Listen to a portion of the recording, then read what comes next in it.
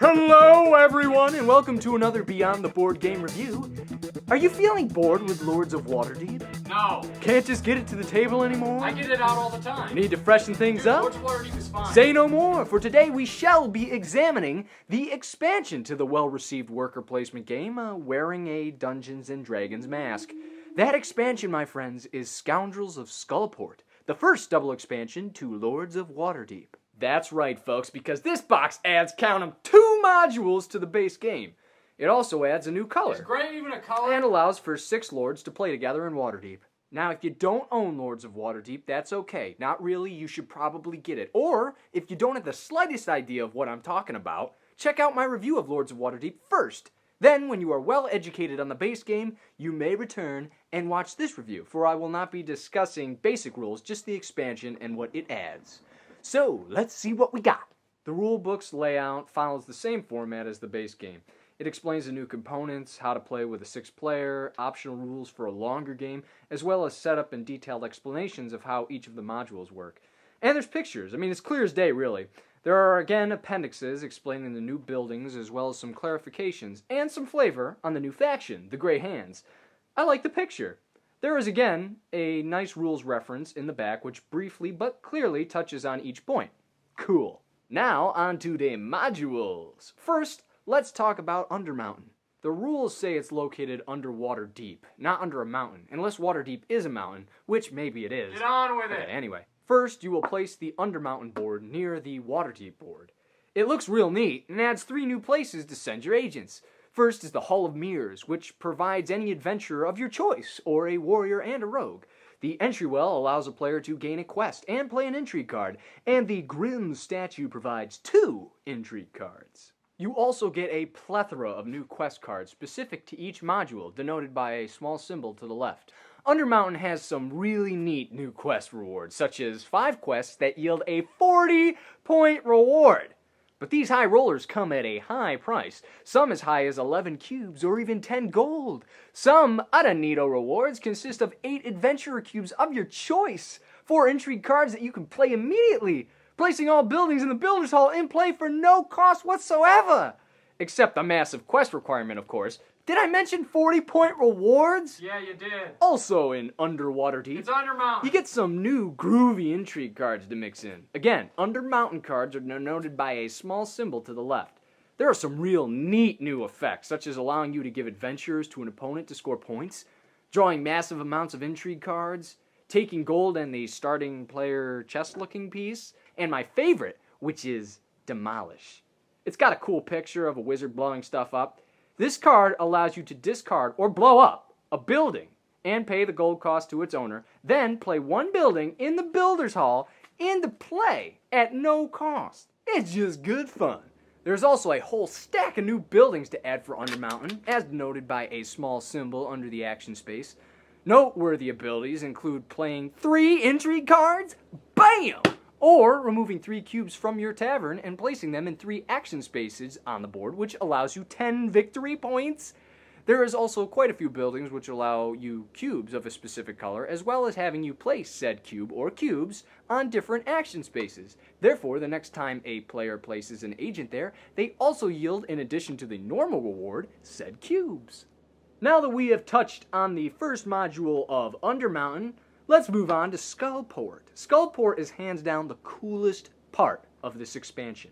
In addition to the board of Skullport itself, you are given a second board, the Corruption Track board. This is because we are adding an entirely new element and quote-unquote resource, if you will, to the game. And that is corruption.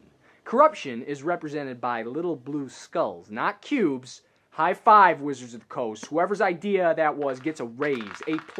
Genius. And while you're at it, fire the guy who said to just use cubes for adventurers. That was dumb. Anywho's, in Skullport, the action spaces provide really great benefits. I mean, great benefits. 2 warriors and 2 rogues at the Slaver's Market, 2 of any cube adventurer at Skull Island, and even a quest intrigue card and 5 gold at the Hall of the Voice.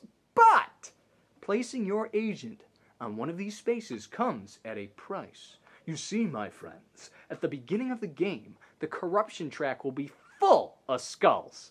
3 on each space except for the first one, which only has 1. Each progressive location on the track has a higher negative number, or lower, depending on how you want to look at it. If you place an agent on a space with a skull on it, you must take the skull from the space currently closest to the -1 space. So the first player will take the lone skull on the -1 space. Then players will have to take from the -2 space, so on and so forth. This will continue as more skulls are removed until at the end of the game, each player counts how many skulls they have acquired in their tavern. Each skull is worth as many negative points as shown by the empty space furthest from the -1 space. So in this case, every skull would be worth -6 points.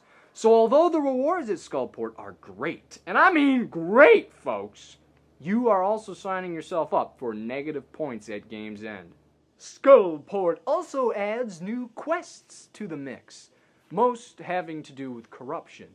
Some yield straight up corruption along with some pretty nice rewards. Others will allow you to return some corruption tokens you have gained and place them back onto the corruption track, both ridding yourself of corruption as well as possibly lowering or raising, depending on how you look at it, the corruption value at game's end. Skullport also has got some intriguing cards of its own. Some abilities include, but are not limited to, a reward of cubes at the price of corruption, allowing players to physically remove corruption from the game, placing it back into the box, scoring VPs when opponents are more corrupt than you, placing corruption on action spaces, and even allowing you to look at another player's roll card and also steal some of their gold.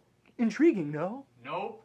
The buildings, of course, yield more of the same, allowing players to return corruption in exchange for resources, gain massive rewards along with corruption, remove corruption from the game completely, and place corruption on action spaces. The game also adds 6 new Lord cards to the game, some pertaining to extra VPs based on specific expansion quest types, be it Undermountain or Skullport, and one is even worth points based on corruption. That is, he gives you 4 points per corruption marker. This means if corruption is worth -5 at the end of the game, his corruption is only worth -1, while everyone else has to shell out -5 for each skull. That's powerful. The expansion also includes 20 what are called adventurer caravans. These are worth 5 of a specific adventurer cube, so if the supply is running low, you can swap them out. How thoughtful. Probably the idea of the same guy who voted skulls instead of cubes. The game also includes rules for a longer play. Basically, each player will be given 1 additional agent for the game. The expansion includes an extra agent for each color. So that's what you get! Is this expansion necessary? Let me put it this way. I love the base game prior to this expansion. In fact, I'll still play this just as the base game, if I'm teaching it or even if people prefer it. The game standalone is fun, works, and I still very much enjoy it. That being said, this expansion rocks! Without adding much at all, it adds loads of variety. By this, I mean there are really no new rules besides the added factor of corruption, which is easy to learn. It's the way the old rules are twisted and played with that make everything so much fun. Cards that allow you to destroy a building and build one for free, or quests that yield unbelievable rewards, or action spaces that allow players to place adventurers on other action spaces, shakes this game up and takes it to a whole new level. The corruption factor is hands down the most fun and interesting factor brought to the table by this expansion. Deciding whether or not to grab those resources at a future expense keeps the intensity of every decision pretty high. It's fun to take all those adventures and gold pieces and complete a quest yielding a massive benefit. It's neat sticking other players with corruption, or even blowing up their hard-earned infrastructure with an intrigue card, aka a wizard spell demolishing their building. That is what is meant by adding a lot with very little. If you already enjoy Lords of Waterdeep, definitely give this one a shot, hands down. You won't be disappointed. If you are so-so on Waterdeep, this may bump it up for you. But, as I said, this doesn't add much to changing the way the game is played. Modules are optional. The game does take a little longer, but not much, and it doesn't feel that way at all. The only gripe I have is that when playing both modules simultaneously, during setup you must remove random quest cards, intrigue cards, and buildings from the base game. Not too horrible, except for the fact that this would need to be done every game in order to cycle all the base game material across multiple plays. That aside, I highly recommend, if not picking up, at least checking out Scoundrels of Skullport. Wizards of the Coast definitely did well with this one. A great advancement to a great game. Check it out.